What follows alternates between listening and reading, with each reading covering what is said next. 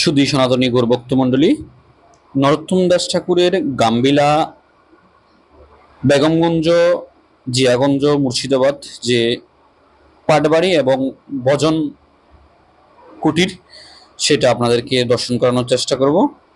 শুরুতে আমরা মন্দিরে প্রবেশ করছি। এই হচ্ছে গাম্বিলা পাটবাড়ি। এখানে নরোত্তম দাস ঠাকুরের চিত্রপট রাখা হয়েছে। মন্দিরের ভিতরে শ্রী শ্রী ভগবান রাধা গোবিন্দকে আপনাদেরকে একটু দর্শন করিয়ে দিচ্ছি।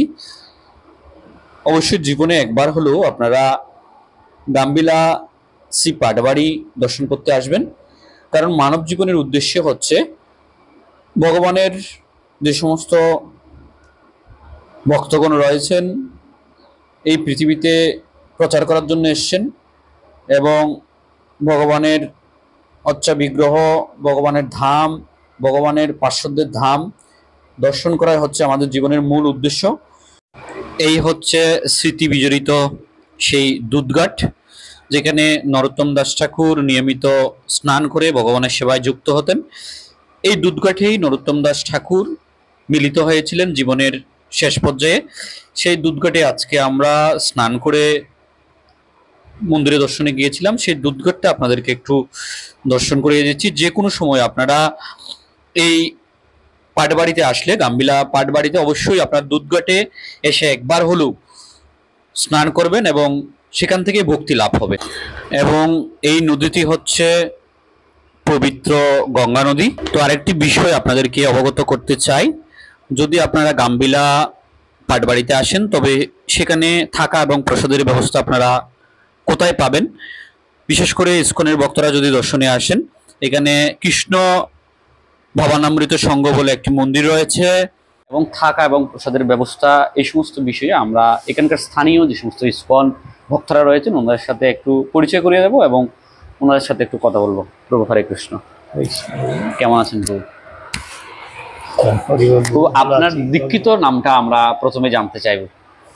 আমার দীক্ষিত নাম হচ্ছে মনমোহন জগদীশ দাস। মনমোহন জগদীশ দাস গুরু মহারাজ এটা আপনাকে দীক্ষার নাম দিয়েছেন। তো প্রভু, এই যে গাম্বিলা নরোত্তম দাস ঠাকুরের যে পাটবাড়ি রয়েছে তার 2 কিলোমিটারের মধ্যেই এই মন্দিরটি অবস্থিত। আন্তর্জাতিক কৃষ্ণ ভবানামৃত সংঘ, এখানে প্রতিদিন তার যে চর্চা সেটা করা হয় এবং পাশাপাশি ভগবানের সেবা পূজা এখানে পরিচালিত হচ্ছে। তো প্রভু, যদি কোনো ভক্তরা, যা বিশেষ করে ইসকনের সদস্যরা বিভিন্ন জায়গায় গেলে তাদের প্রসাদের এবং থাকার খুব অসুবিধা হয়ে যায়, সেক্ষেত্রে যদি কোনো পারমাত্রিক ভ্রমণের টিম 40-50 জন বিভিন্ন ক্ষেত্রে ভক্তরা যদি এখানে আসে, তাদের প্রসাদের এবং এক দুরাত থাকার যে ব্যবস্থা সেটা কতটুকু বর্তমানে ব্যবস্থা রয়েছে সে বিষয়ে যদি আপনার শ্রীমুখ থেকে আমরা একটু শুনবো। আমাদের তো আমরা কেবল এই মন্দিরটা কেবল করেছি, আমাদের ইউনিটটা ইসকনের যে সেন্টারটা, তা আমাদের এখনো এই বাউন্ডারিটা ঘিরে উঠতে পারিনি। ভগবানের কাছে আমার প্রার্থনা জানিয়েছি আগামী 6 মাসের মধ্যে আশা করছি বাউন্ডারিটা আমরা করে নেব। আচ্ছা, বাউন্ডারিটা হয়ে গেলে আমাদের যেসব বহিরাগত, যেসব বাইরে থেকে যেসব ভক্তরা আসবে তাদের জন্য আমরা অন্তত প্রসাদের একটা সুব্যবস্থা রাখছি প্রথমে। আর থাকার ব্যবস্থাটা আমাদের এখানে যদি তারা মন্দিরে থাকতে চায় জেনারেলিভাবে, সাধারণভাবে, তাহলে আমাদের সে অন্তত 20-25 জনের থাকার একটা ভালো ব্যবস্থা। জেনারেল ভাবে থাকার একেবারে কোনো অসুবিধা নেই, খুব সুন্দর ব্যবস্থা রয়েছে। আমি যতটুকু দেখতে পাচ্ছি 25-30 জন ভক্তরা ইজিলি থাকতে পারবেন এখানে, আরো বেশি থাকতে পারবেন চাইলে মিলেমিশে। এবং আমরা একটা যে বিষয়টা একটা অনুভূতি করছি যে একেবারে এই মন্দিরের পাশে ঠিক গঙ্গা। সমস্ত ভক্তরা যদি চান তারা এখানে ভক্তি জীবন চর্চা করে সেখানে স্নান করে সকালে এসে মঙ্গল আরতিতে অ্যাটেন্ড এবং সমস্ত আরতিতে তারা অ্যাটেন্ড করতে পারেন। এই যে নরোত্তম দাস ঠাকুরের এই গাম্বিলা যে পাটবাড়ি, সেখানে আপনারা এত সুন্দর একটি প্রতিষ্ঠান আপনারা তৈরি করেছেন। এখানে যদি ভক্তবৃন্দরা আপনাদেরকে একটু ডোনেশন দিয়ে এই সেবাতে সহযোগিতা করতে চান উন্নয়নের জন্য, তো সেটা কিভাবে আপনাদেরকে সহযোগিতা করতে পারেন? আপনাদের মন্দিরে কোনো ফোনপে, গুগল পে নাম্বার বা অ্যাকাউন্ট রয়েছে? হ্যাঁ, ফোনপে আছে আমাদের। এই প্রভু, এই যে মন্দিরের পূজারী প্রভু, মন্দিরের পূজারী প্রভু দেবদত্ত অদ্বৈত প্রভু। আচ্ছা, কৃষ্ণ।